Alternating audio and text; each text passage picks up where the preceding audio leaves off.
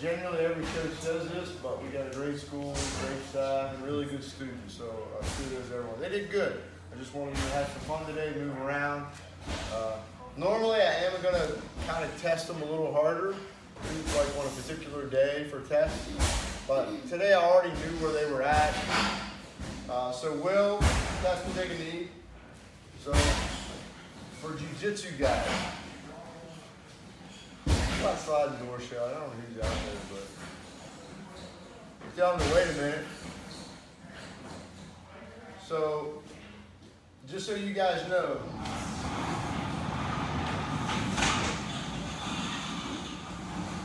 I already talked to most of the parents. This is just so you guys do know. I know some of you know from competition. So, thank you, Will. So, jiu-jitsu, Brazilian jiu-jitsu is primarily a gi art, but your no-gi still translate. That's why it's called gi and no-gi. Gi is the uniform. No-gi, you have to use wrist because you can't grab, right? So, the belt ranking system for adults, for you guys that don't know, goes white, blue, purple, brown, black. And it takes a long time to get your jiu-jitsu black belt, usually minimum of 8 to 10 years. I mean, I had my first class in '96, so it's been 23 years and I got my black belt. I was a brown belt for 6 years, just a brown belt, 6 years. So it was a long time. The kids rank, so you can't get your jiu-jitsu blue belt until you're 16. That's the minimum age. It doesn't mean when you turn 16 you're going to get it. That's not what it means. It means that there's a 15-year-old blue belt it's not going to be legitimatized across the small world of jiu-jitsu. They're gonna frown. It's not going to be, So, number one. Number two, you can't get your jiu-jitsu black belt until you're 18. A few of the different IBJJF, you got to be 19. Okay, so there is no kid jiu-jitsu black belts. Jevic, my son, you guys all know, he started training grappling when he was 3. So he got his blue belt when he was 16 and a half. And some of you will be right on track because you're really good. Tyler, who got his green belt when he turned 16, he's going to get his blue belt. I already know. Why? Because I'm going to be the one promoting him. Unless he falls off the end of the earth and he finds out the earth is flat.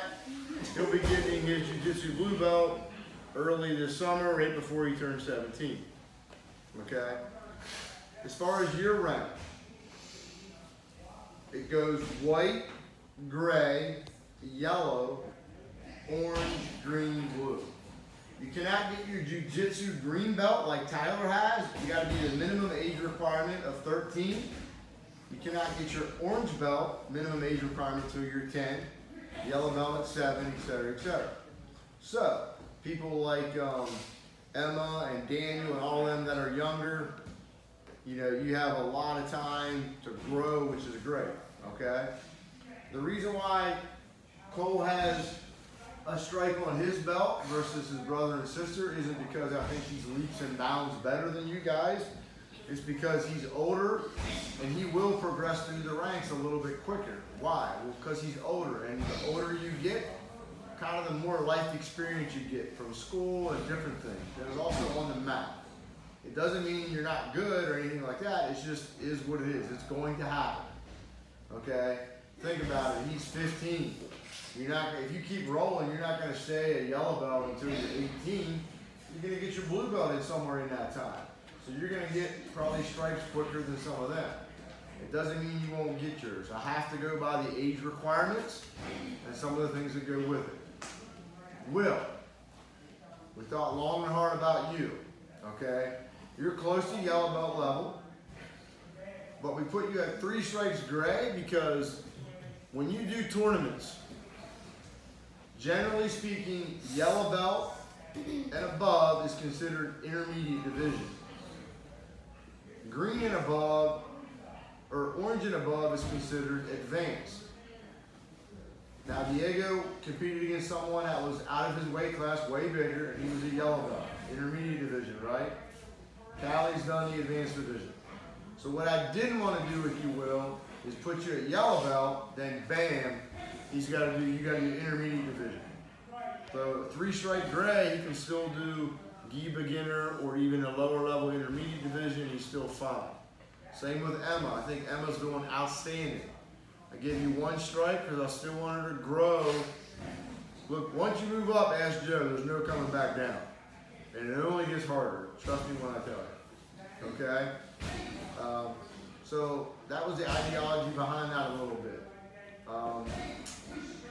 You guys that do competitions, when you go to the tournaments, and the parents too, and you see the gray belt with a white stripe, then a gray belt, then a gray belt with a black stripe, right?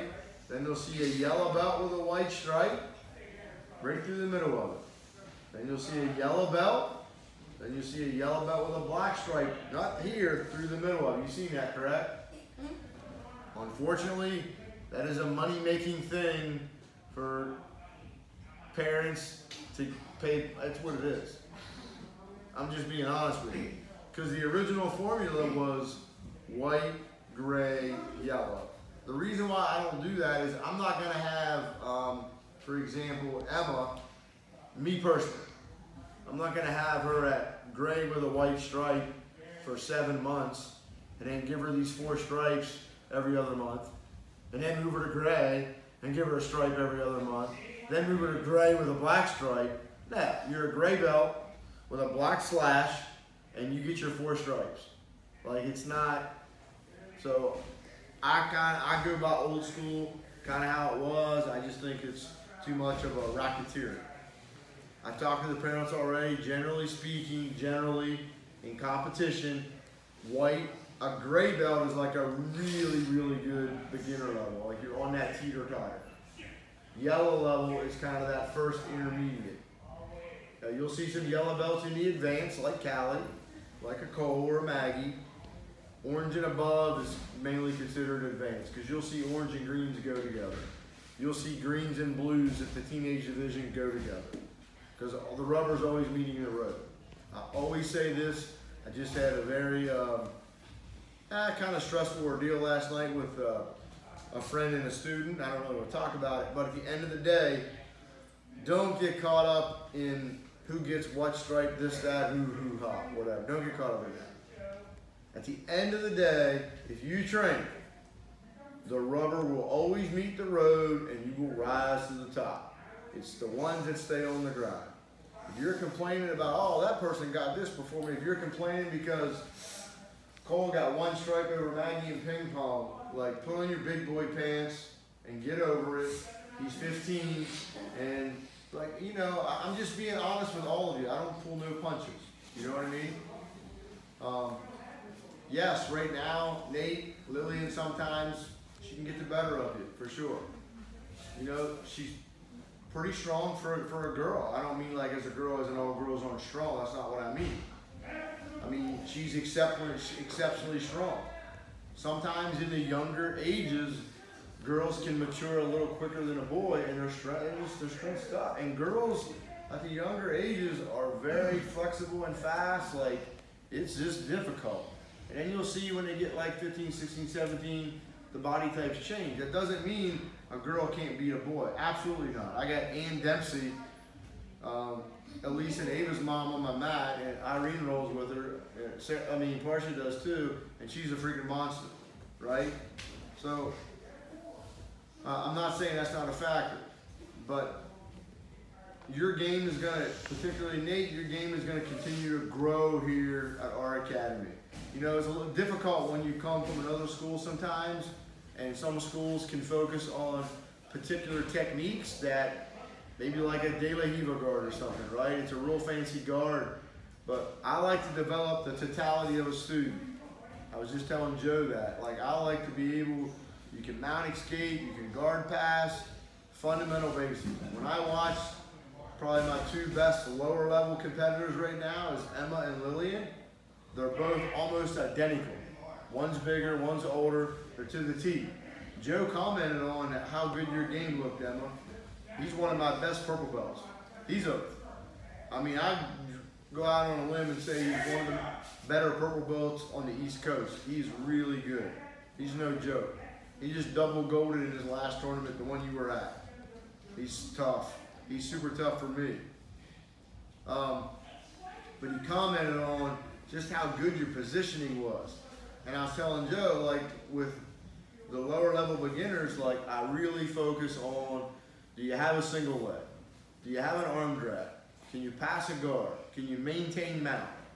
And in Emma's last match where I was there, where that girl at the De La Riva guard, when she beat her, that just even reiterated more what I'm talking about.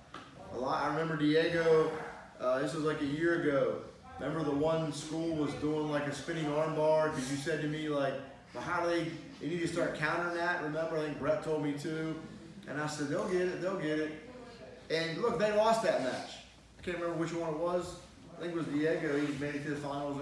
But my point was, if you can stop that one kid's thing, you're probably way better than that kid. Because a lot of those particular schools focus so much just on competition of do this to win, do this to win. If you can get past it, they don't have much left in their game. The problem I have with that is I want to build your whole game. I want to build your game that if Grant gets taken down on the schoolyard playground, that he doesn't pull De La Riva, that he knows how to mounting skate, that he knows how to get up, that he knows how to do all the other essentials in life, not just win a competition and win a medal. Medals, you're going to get older, they're going to just hang on, they're going to collect dust. Your skill you develop on the mat lasts a lifetime. That's what's important, okay? I want to comment on a few others and we'll get out. Jack, you're doing great. You're a big, strong kid, man.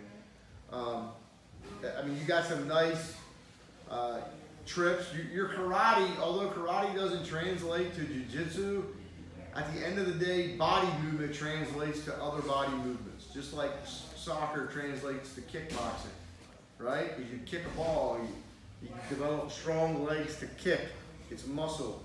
So a lot of the stuff you did, even though karate, even movements and stuff, stove blocks, I did all that. These movements are still similar to throwing type motions, so your body is able to adapt to stuff really quickly.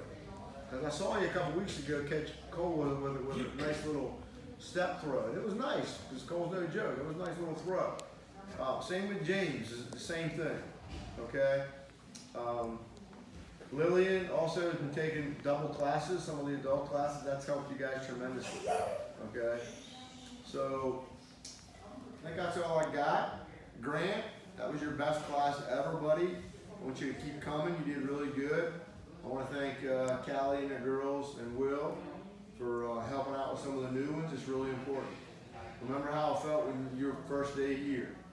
Remember how it felt your first day of wrestling practice, right?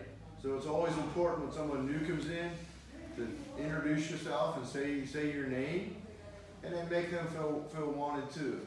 Remember how much, this is probably the thing I've never lost sight of. I know how much martial arts has changed my life. It's without my son has been the single most important thing to me, besides my family and my son, and you know. But it's the single most important thing that's changed so much in my life. So I've never lost sight of that. So if it's helped change your life, then remember it can help change somebody else's life. So make sure you always get off to a good start with that, okay? Ian, how many stripes you got? 2. I didn't forget. Same thing with Ian. You're probably going to blow through that pretty quick because you're getting bigger. When you get bigger, you roll harder with better people. Joe will tell you, I don't want to say once you've done ask me, ask them guys. They know. You guys roll with Tyler. Tyler's tough, right? You ain't getting crap with Tyler. Not if you don't want you to. Why? Because he's in here Monday, Tuesday, Wednesday, Thursday, Saturdays, and Sundays. He trains with the adults. I mean, it's just that. This is game. I'm proud of you, man. Your game in the past year, you're exactly why I wanted what I look for in a black belt in the Valley Judo program. You can do everything. Your jiu-jitsu's coming up. I'm super proud of you. Stay on the course. You guys good? Any questions for me? No? Awesome. Yes. No one's playing with me. No one's playing with me. Y'all got that on camera, please? No. Jealousy. Sorry, I know Irene tells me this once in a while, but I know I ramble my mouth a little bit sometimes talking, but I always try to convey to you guys what I feel is important that through the years of martial arts was never really conveyed to me. Like, you know, the coach doesn't say it or it's just left unsaid. Believe it or not, when I'm out in my academy, I barely talk. I just chill with my dogs and hang out. Baby, I do, unfortunately, I forgot to do something. So all of you that got a new belt color, Will, Emma, all you guys, just hang out in here for a second. It'll take about 5 minutes. I got something else for you guys to have when you have, and then you guys can roll. You can take your keys and stuff off though. You guys good? Can we do a quick group picture?